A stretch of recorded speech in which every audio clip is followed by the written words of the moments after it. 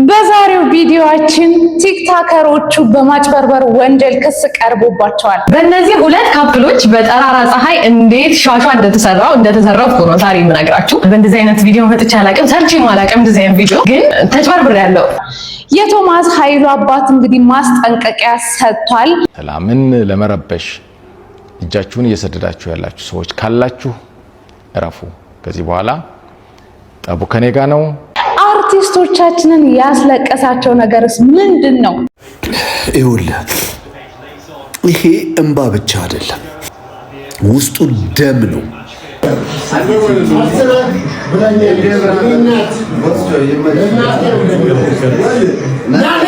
እነዚህንና አሪፍ የሆኑ ቪዲዮዎችን ሰሞኑን አርሰናል ዋንጫ መብላቱን ተከትሎ ለየት ያሉ ሪያክሽኖች ነበሩ። እነዛንና አስገራሚ የሆኑ ቪዲዮዎችን ሰብሰብ አድርጌ ይዤላችሁ መጥቻለሁ።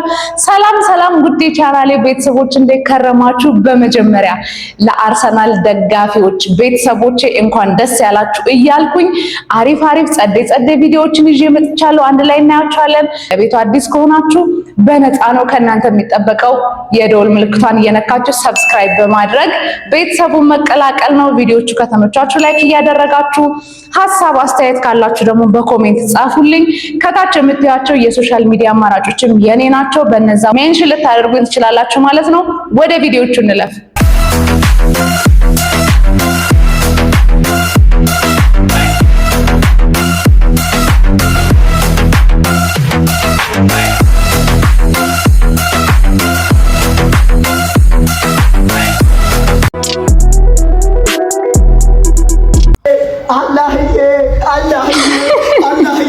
አልহামዱሊላህ ላመንን ደጋፊዎች አልহামዱሊላህ በስተመጨረሻም ሊዊዲ ዘርፊት በስተመጨረሻም ያመነ የታገዘ ደጋፊ ወላሂ ይገባናል። እንደፈለግን ብንሆን ይገባናል። ማንህም መጣ በዛ ቻልቻላ ደጋፊ በዛ ደስታችሁ እንደተ ገና መድፍ ነው የምናስተኩሰው። አልহামዱሊላህ ሱጁዱን ደከምኩት። አልহামዱሊላህ ስለታመንን ወይ ኦ ማይ ጋድ ጋይስ፣ የዛን ቀን የነበረው ሪያክሽን ማለት ነው ለየት ያለ ነው። ወንዶች ግን በዚህ ልክ ኳስ ለሚቆጣጠራችሁ አላውቅም ነበር። በቃ ምንም ነገር ነው የማትሰሙት፣ ዞር ብላችሁ የማታዩት፣ በኳሳችሁ አትደራደሩም እና በዚህ ልክ አልመሰለንም ነበር። በእውነት ያልጠበቅኩትን ሪያክሽን ያየሁት ጋይስ፣ ይሄኛው አንዱ ነው ማለት ነው። አስቡት፣ ምንም ራሱን መቆጣጠር አልቻለም፣ ነርቨስ ሆኗል። በቃ የሚገርም ነው። ዛሬ ኡራኤል ቤተክርስቲያን ሄዱ። ሰላም ስለታችን ሰምሯል። ገና ስንበላ ኢትስ ፉትቦል ሸራብ ብርዝና እንዴ ጋይስ፣ የተሳሉም አሉ፣ ስለዚህ የተሳሉ አሉ ጋይስ። የሚያስገርም ነው በጣም። የዚህ ደግሞ ለቤተክርስቲያን ሄደ ጭራሽ ሲበላ ኡራኤል ያባቴ ምን ይሳናል? ደስ ይላል። በጣም ወድጄዋለሁ። እንዴ ታኝቷል ጭራሽ ሳይክሉ ላይ ጋይስ። ኦ ማይ ጋድ ይችላል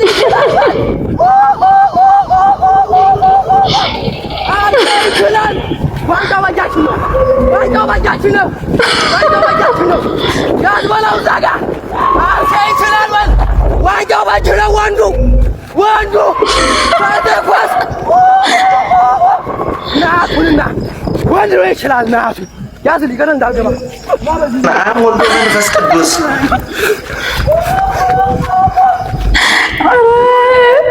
አንተ ይችላል። ዋንጫባጃችን ነው ወላሂ የነው ጭፈራው ጨለማ ከመሆኑ ጋር ከሩጫው ጋር አስባችሁታል? ምንም ለነፍሱ አይሳሳም ጭራሽ። ቁልቁለት የለ ዳገት የለ ነፍሱን አያውቅም። በቃ የሚያደርገው የነበረው ሪያክሽን የሆነ የእብደትም ነገር ነው የሚመስለው። በጣም እየገረመኝ ነበር። መብራት ተጠፋን ጸልይ ፈጣሪ ነው እነሱም እየጸለዩ ነው። መብራት ነው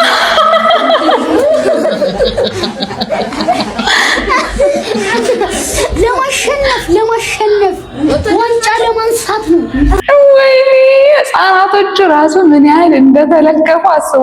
ብዙ ጊዜ ህፃናቶች አባታቸው የሚደግፈውን ኳስ ነው የሚደግፉትና አስባችሁታል? ቁጭ ብሎ መብራት እንዳይጠፋ ብሎ ይጸልያሉ። ጭራሽ እነዛም ሲጸልዩ ተጫዋቾቹ ደግሞ ለሁም እየጸለዩ ነው። እኔ ጌታ ሲያሳዝን ትላልቆች ተጽዕኖ ነውና የሚገርም ነገር ነው ያየነው። የሰው ሲያስገርመን ጋይስ። በጣም ለየት ያለ ፍጡር ደግሞ የአርሰናል ደጋፊ ሆኖ ተገኝቷል። እስኪ እሱን እንየው።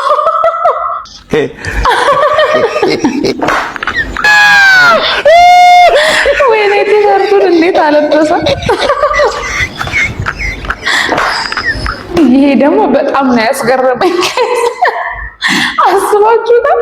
እንዴት ነው እግሯን እንደዚህ አድርጋችሁ አንስታችሁ ስታለብሱ ትለያላችሁ። እንግዲህ በዋንጫው ደስታ ደግሞ ትራንስፖርት ሳይቀር የአርሰናል ደጋፊዎች በነፃ ነበር የዛን ቀን ሲሄዱ የነበረው። ጋይስ ክፍያ አልቀበላችሁም የአርሰናል ደጋፊ ሆናችሁ ሌሎቻችሁ ናችሁ የምትከፍሉት እያለ ነበር። ገቢና ሂሳብ አርሰናል ዛሬ አይከፍልም፣ ሌላ ቡድን መቶ ምን ነው አርሰናል አይከፍኛስ ምን ከፍለው ምንድን ነው ግማታ ምን ትከፍላለህ ውረድ ግማታ ውረድ አውረድ አንተ ገቢና ውረድ ትጀምሩ የሌላ ኳስ ደጋፊዎች ጋይስ መከራቸውን ያዩት። በቃ ስቃያቸውን ኢቨን ሁላ ቤታቸው የተደበቁ ነበሩ። በቃ ምክንያቱም እስከዛሬ ሲያቆስሏቸው ስለቀረቡ አሁን ደግሞ የነሱን ደስታ መቆጣጠር አልቻሉም እና አብዛኛው ሰው ከኢትዮጵያ ወጥቶ ተሰዷል እየተባለ ሌሊት ጠፍቷል። ማታ መሆኑ ጠቅሟቸዋል። ዛሬ ሰው በሽሩ ተሰማሽ አለልኝም ምንም ቃል የለኝም። በጣም ደስተኛ ነኝ። እንኳን ተደስቻለሁ። እንኳን ደስ አለሽ ነበር። አርሰናል በማሸነፉ ምን ተሰማማ? ብራዘር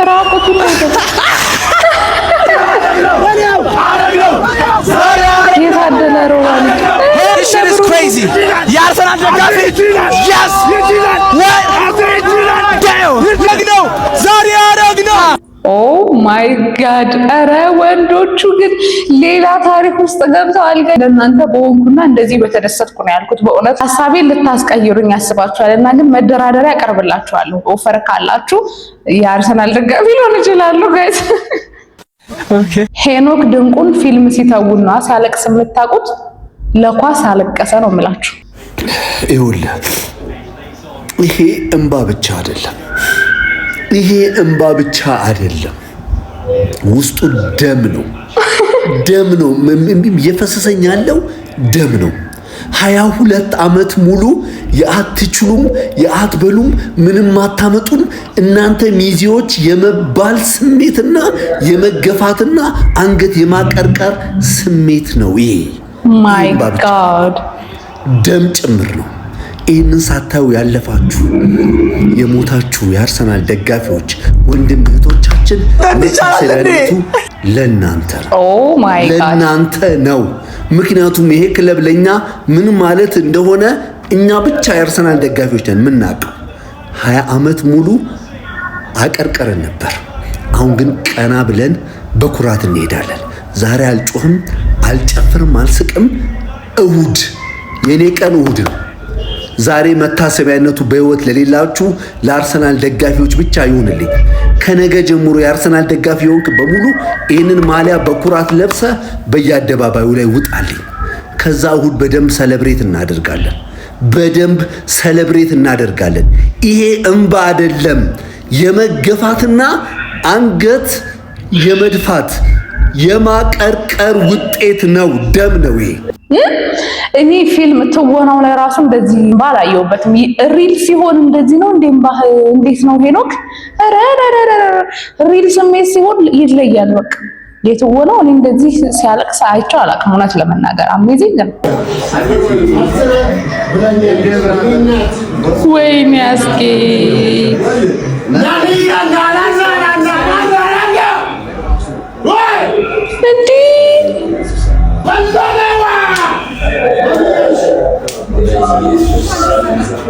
ዳስባችሁታል? አስጌ ሲያለቅስ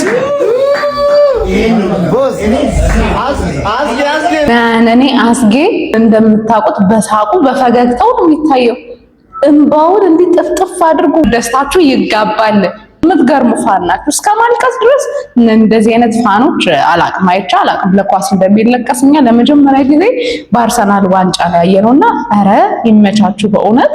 ሴቶች ብዙ ኳስ ላይ ብዙ የሆንን ምናምን አይመስለኝም ነበርና ግን ለከቀንደኛ የሆኑ የሴቶች ደጋፊዎች አሉ ጋር ስቅስቅ ብሎ ሲያለቅሱ የነበሩ ከምለው በላይ በጣም ደስ ብሎኛል። እጅግ በጣም ደስ ብሎኛል። እንደዚህ ሆኜ ቪዲዮ መቅረጽ አልፈለኩም ነበር ግን በቃ አልቻልኩም። ስሜቴን ለማን ነው የምገልጸው? ወይኔ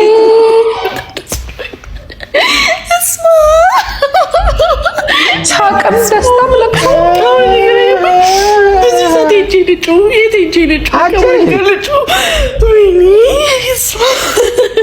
ወይኔ ጉዳ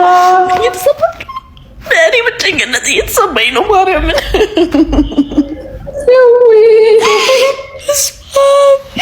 ሳቅም ሀዘንም ደስታም እንባም ቅልቅል የተቀላቀሉባት ልጅ ደግሞ ግራ ገብቷታል የኔ እናት። አርሰናል ግን ይሄን ያህል ፓወር ያለው ክለብ መሆኑን አሁን ያወቅኩት ጋይስ። አዲስ አበባ ውስጥ ያለ እንግዲህ አንድ ቦታም በአርሰናል ስም ተሰይሟል ጋይስ። አንድ አደባባይ አዲስ የወጣ መግለጫ ነው። ከዚህ በኋላ ኤርና ሞል አደባባይ አርሰናል አደባባይ ተብሏል። ከዚህ በኋላ አርሰናል አደባባይ ተብሏል። ኤርና ሞል ከዚህ በኋላ በቃ ኤርና ሞል አካባቢ ነው ይሄ። በስመ አብ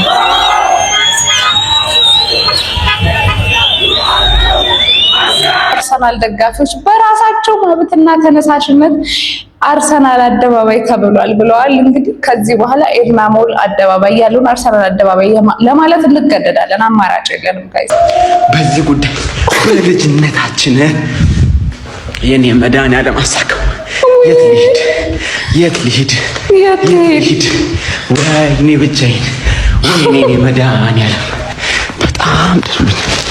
በጣም ደስ ብሎኛል። አበደኩ ጋይስ። ነገሮች ሁሉ እውነት አልመሰሉኝም። እንደርሳለን ስንሸነፍ፣ እንደርሳለን ሳንበላ ስንቀር፣ እንደርሳለን አይሆንልንም፣ እንደርሳለን ይከሽፍብናል፣ እንደርሳለን አንበላም። ይሄ ሁሉ ነበር ህይወታችን። ወተት ጠጡ ስንባል፣ ስንሰደብ፣ ትምህርት ቤት መግባት ስንፈራ፣ ሰኞ ትምህርት ቤት መግባት እንፈራል ነበር። ይሾፍብናል።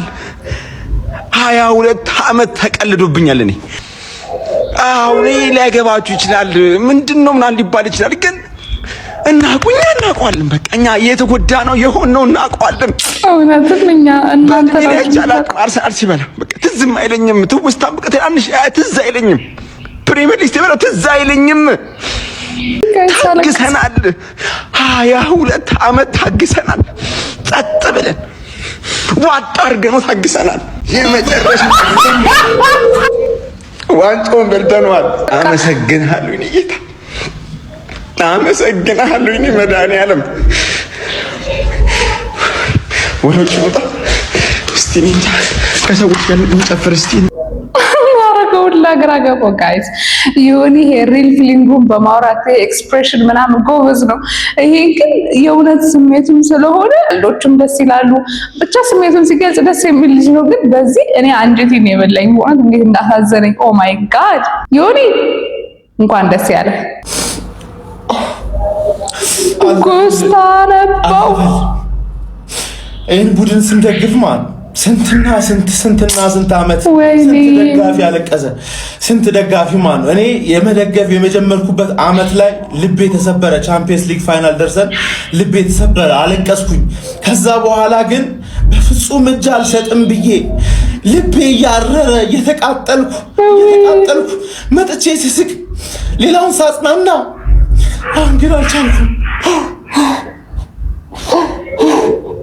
ወይኔ ወንድ ልጅ በዚህ ልክ ያለቅሳል? በፍጹም አለቅሳለሁ ያው አስቤ አላቅም። ግን የዚህ ክለብ ፍቅር በጣም አስለቀሰ፣ ብዙ ሰው አስለቀሰ። እኔ ሲሳካልን ነው ማለቅሰው፣ ሲሳካልን አይኑ ምን እንደመሰለ ጋር መስቀል አደባባይ ነው ሄደው መስቀል አደባባይ እንገናኝ። መድፈኛው ይገባሃል፣ ለፍተሃል፣ ይገባሃል። እንኳን ደስ አለ። አብ ወልዶ መንፈስ ቅዱስ። ወንዶች እኮ እንዲህ በቀላል እንባ የሚወጣቸው አልነበሩም። እግዚአብሔርን እንዲህ ኳስ እንደዚህ ያስለቅሳቸዋል። ወይኔ የሚገርም ነው በእውነት እንደ ወንድ ልጅ ካልባሰበት ከባድ ችግር ውስጥ ካልሆነ እንባ በጭራሽ አይወጣም። በእውነት በዚህ ልክ ለኳስ ማልቀሳችሁ ግን እውነት ያስገርማል። የምርም ልባችሁ ተነክቷል። የምርም የቆሰላችሁበት ነገር የከረማችሁበት የኖራችሁበት ከባድ ሁኔታ ውስጥ እንደነበረ ያስታውቃል። ኧረ እኔ አሁንም እንኳን ደስ ያላችሁ። በቃ ምን ልበል ሌላ ሰካሉ ጀማ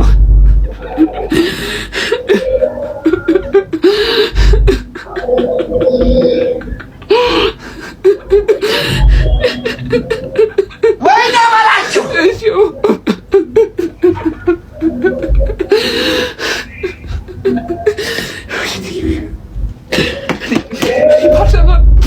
ያቴትም ባርሰናል አለክሳለሁ ብዬ አላውቅም። ምድሬ ነው የምላችሁ ማለት በተለይ የተቀናቀኝ ከልብ በጣም ነው የምወዳችሁ ማከብራችሁ። ምክንያቱም አርሰናል እንዲህ ለመውደዴ ማለት እንደዚህ አርሰናል ለመታገሌ አሜዚንግ። እስኪ አዲስ አበባ ላይ ደግሞ እንዴት ሴሌብሬት እንደተደረገ እንየዋለን። ይሄ ሁላ ህዝብ ወጥቶ ጋይስ ኢትዮጵያ ውስጥ ሁላ ሙስሊም እኮ እንዴት እንደሚያምር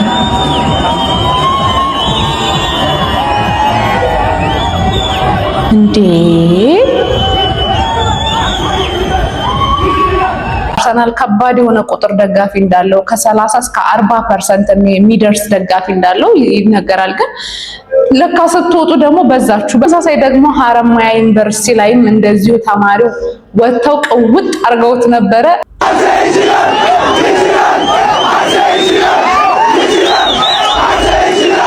ማይ ጋድ ስሜታቸው ይጋባል።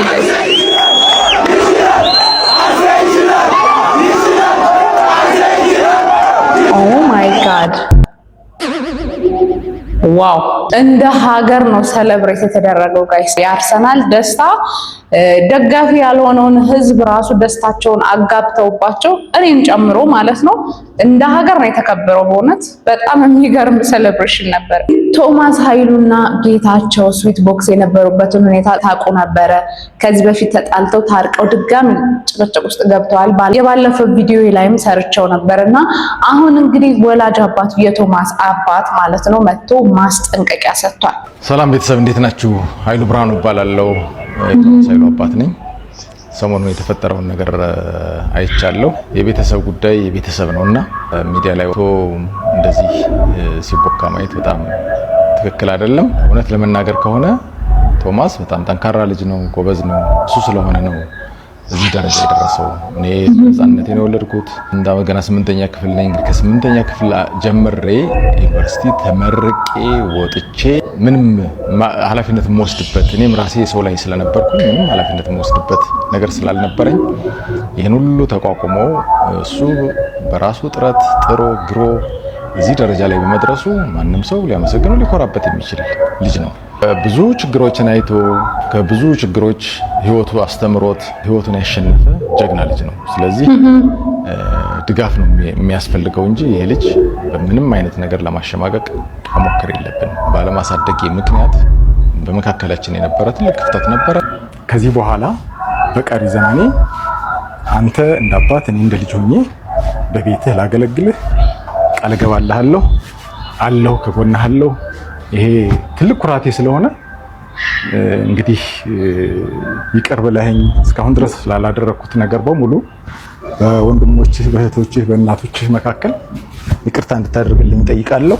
ሁሉም የሱ ወዳጆችና የኢዲኤፍ ቤተሰቦች ባሉበት ይቅርታ ጠይቄ ይቅርታ አድርጎልኝ አብረን በሰላም እየኖርን ያለነው። ዋው ደስ ይላል። ያገዝኩት ነው።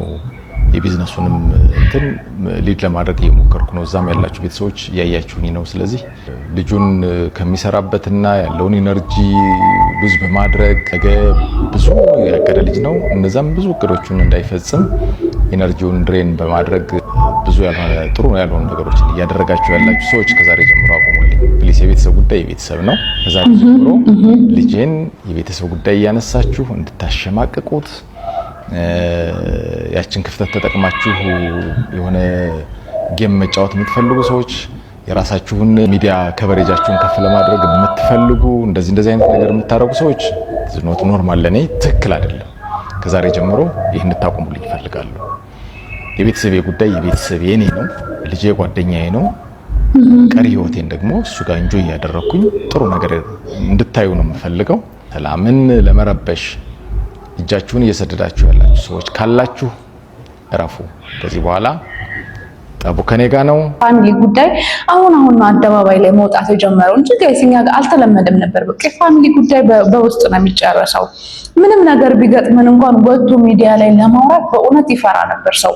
ለዛኛው ሰው ሞራል ይጠነቀቅ ነበር። አሁን ግን ተለምዷል።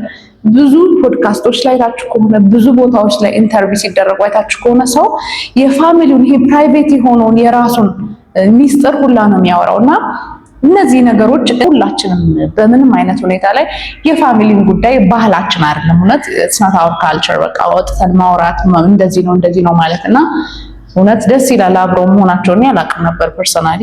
በጣም የሚገርም ነው። በእነዚህ ሁለት ካፕሎች በጠራራ ፀሐይ እንዴት ሻሻ እንደተሰራው ነው ዛሬ የምነግራችሁ። በእንደዚህ አይነት ቪዲዮ መጥቼ አላውቅም፣ ሰርቼም አላውቅም። እንደዚህ አይነት ቪዲዮ ግን ተጭበርብሬ ያለው ፎሎወሮቼ ይሄን ቪዲዮ የምሰራው ሀስኪ ውሻ ፈልጌ ነበርና አዳማ ናዝሬት ላይ ደግሞ ሀስኪ ውሻ እንደሚሸጡ አወኩኝ። እኔ ደግሞ የአዳማ ናዝሬት ልጅ ነኝ። ቲክቶክ ላይ ቴክስት አደረኩላቸው። ቴክስት ሳደርግላቸው መለሱልኝ። አስገባላቸዋለሁ። እዚህ ጋር ውሻ ፈልጌ ነበር አልኳቸው። ዋጋ ምናምን ስጠይቃቸው 35,000 ነው መጨረሻው ነው። አንድ ወንድና አንድ ሴት ነው የሚቀረው ነው ያሉኝ።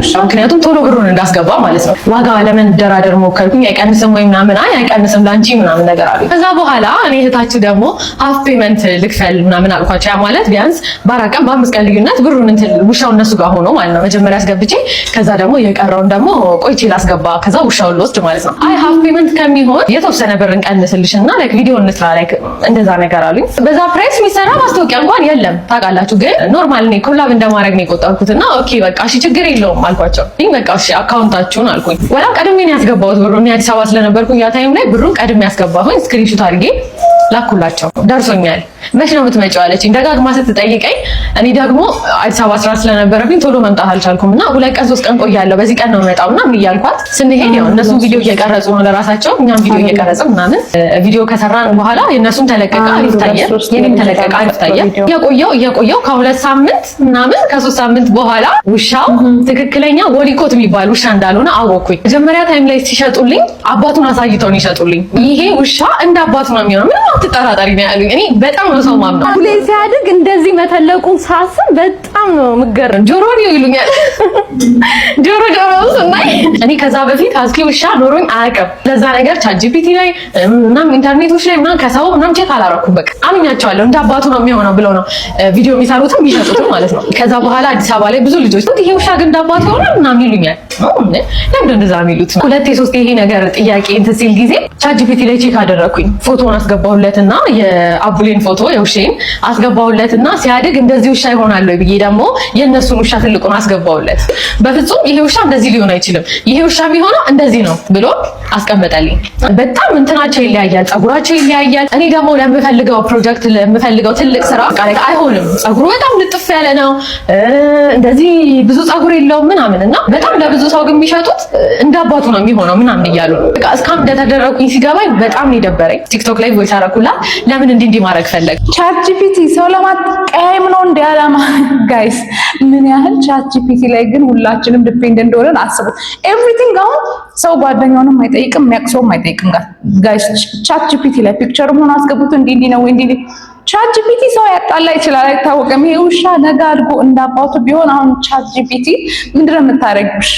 ምንድነው የሚደረገው? አሁን እነዚህ ሰዎች ለቻት ጂፒቲ ምን አይነት ክስ ነው ያቀርቡለት? ይሄ ውሻ አድጎ እንዳባቱ ቢሆን ቻት ጂፒቲ ከቆጣጠረን እኮ ደግሞ ደስ የሚለው እንኳን ሰርች አድርገን ቻት ጂፒቲ ውሻ እንደዚህ ይሆናል ወይ ተመችሽን? ግን ለምን እንዲህ አደረጋችሁ?